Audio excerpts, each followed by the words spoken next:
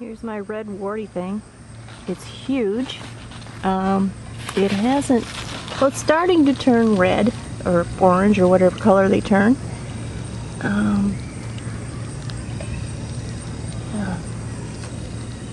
It's at least 15 pounds. Very, very large. I've been researching these. They're part Hubbard squash and part something else. And they are great for making pies. And judging by the size of them, you can make about at least 10 pies out of the darn thing. Because you don't need much pumpkin to make a pie. There's a lot of red warty things in the garden. There's another one. This is all on the same vine here. But there are more on other vines too. Two more. I got them both there. And this is another vine. It's got a red warty thing and a larger red warty thing right here. And a small one right next to it. These are prolific. Quite unlike my poor little cargo pumpkins, which there's one down there. I'm never buying those seeds again, I'll tell you that right now. I know other people have had success with them, but I sure didn't. And I can't figure out if it was the way I planted them, then why did the red warty things do so well and the cargos do so poorly? Here's another cargo right there. They're all just male flowers, no female flowers. At this point, it's really almost too late. So I'm giving up on those. I did take a few of them out. That's that blank space there. There's the burpee cucumber. We had a couple cucumbers off of it. And coming along nicely. Here's another red warty thing from another vine. There's one that bloomed today.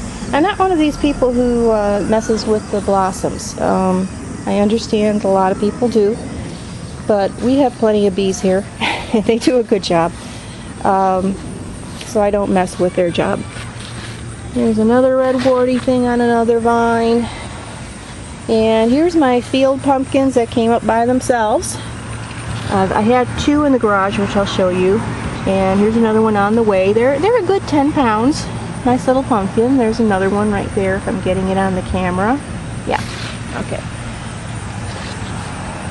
Let's see if we got any more red warty things.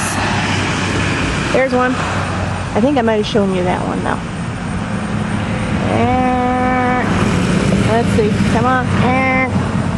Well, come on, dudes. Let's see. Did I show you that one? Let's see here. I can't quite see what I'm looking at here. There we go. Big red warty thing. So, lots of red warty things. We're going to have about 4 field pumpkins. So it'll make up for the loss of the cargos, but I'm still not happy with what happened there. I never had a failure like that before. This is a milkweed, and I found out it's a milkweed that doesn't bloom until September, and it stays small. So that's why it looks so weird. And it does seem to have buds on it now. I think those are buds, but they might just be more leaves. We'll see. And my morning glories have gone crazy, which is nice. They're hiding the compost heap. These are the volunteer tomatoes. Here. Let's see, where's my ugly hand? There. Alright. There. And there. We're having a party on Saturday, and I'm going to use these little tomatoes for a salad. Yes, I have a lot of creeping Charlie. I overseeded the front lawn today with something called grassology, and we'll see if it takes over the lawn at all. What am I doing here? Okay. Sorry about the lousy camera work. I have to pick and carry the camera at the same time. There we go. Not easy. All right.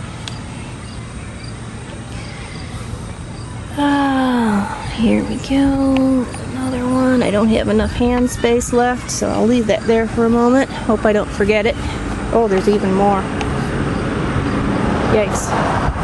Well, we'll have a nice big salad. I'm going to use the onions from the garden and the tomatoes and a couple cucumbers. Did I show you that one?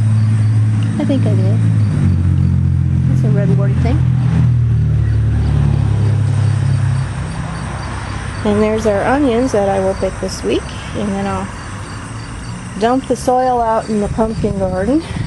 There we go. Let's put these little tomatoes right here. Okay. Giant carrots, Danvers half-long carrots, tomato plants dying back, that I have to show you. I don't know if I showed you. Oh, here's the burpee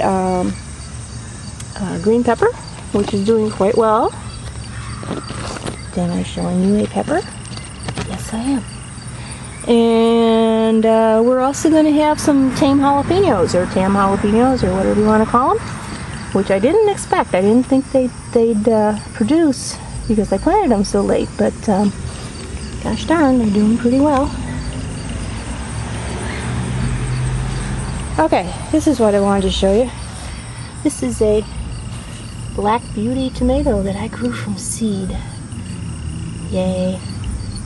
So I'm going to have at least one of those. And like I said, the other tomato plants are dying back. So whatever I have here is what I'm going to get. No more, well, there are some flowers, but not too many flowers. And this basil has turned into a bee paradise over here.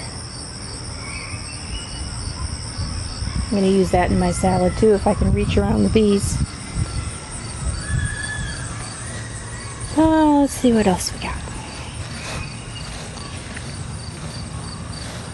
Here are some more tame jalapenos, and they are also busy. Oh my, that one's almost ready to pick. Yes. Okay. And here is a cucumber. Yay.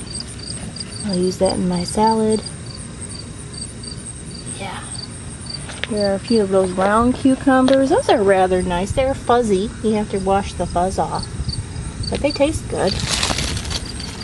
Yeah. And there's my cactus. Growing like crazy. Makes me happy. We'll just see if it survives the winter. I'm not going to give it any special help.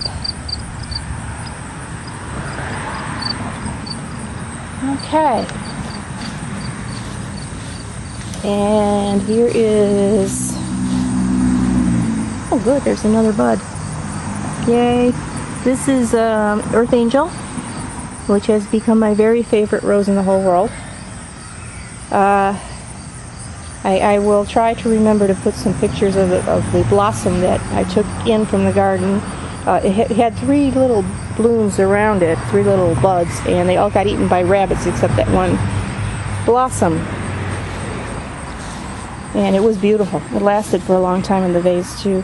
Here is Heirloom, which has bloomed again since we last spoke. And looks like it's up to something over here. There we go. And that's the marigold. I was going to put a another rose bush here, but I'm just going to let this go through the fall, and next spring I'll find this selection will be better anyway. And I'll put maybe a climbing rose there. But right now, that is the biggest marigold bush I've ever seen. So it's filling it up nicely. Here's Quietness, about to bloom again. Oh, 4 o'clock. There we go. Put those along the fence line. This is a Hanson cherry bush, and it's doing pretty well. It's one of two that I planted, but I don't know about the other one. This is very supple.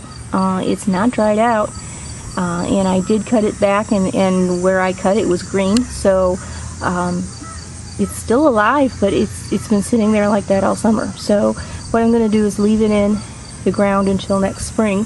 If it doesn't bud next spring, then I'll replace it.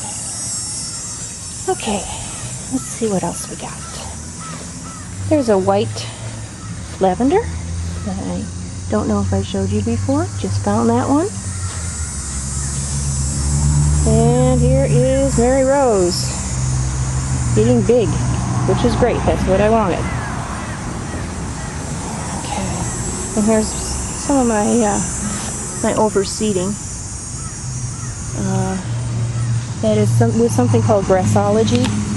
It's supposed to be grass that you don't have to mow so much, and a little bit more disease resistant than most grasses. We'll see. We'll see. I overseeded the front lawn this morning, and I'll keep watering it. They said water it for a month and then leave it go, so we shall see what happens. And here is Nico Blue hydrangea, and the fairy, which is filling it very, very nicely. This is an oak leaf hydrangea. I replaced the other one that used to be here because it died of something. I moved this one a few feet over. That's where the other one was, because whatever that other one had, I don't want this one to catch. And another oak leaf hydrangea. And that is Dr. Robert Corn.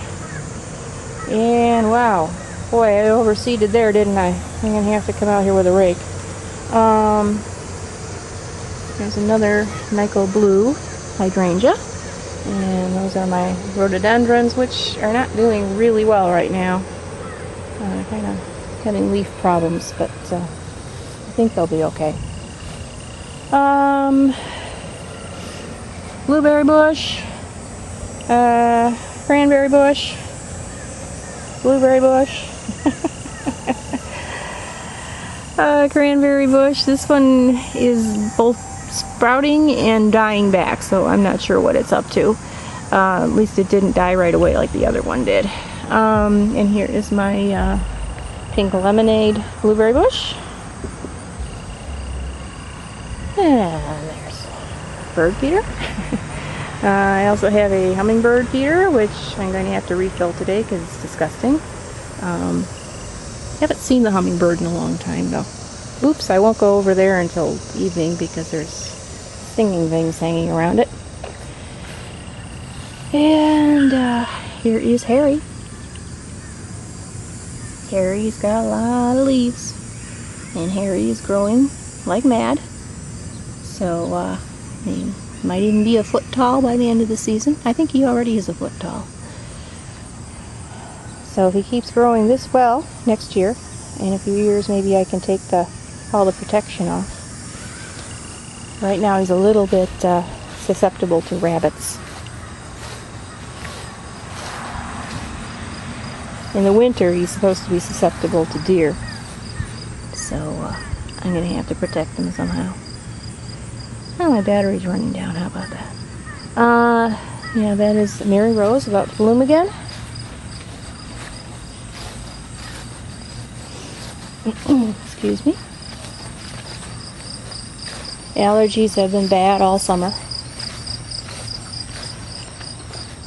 Let's see here.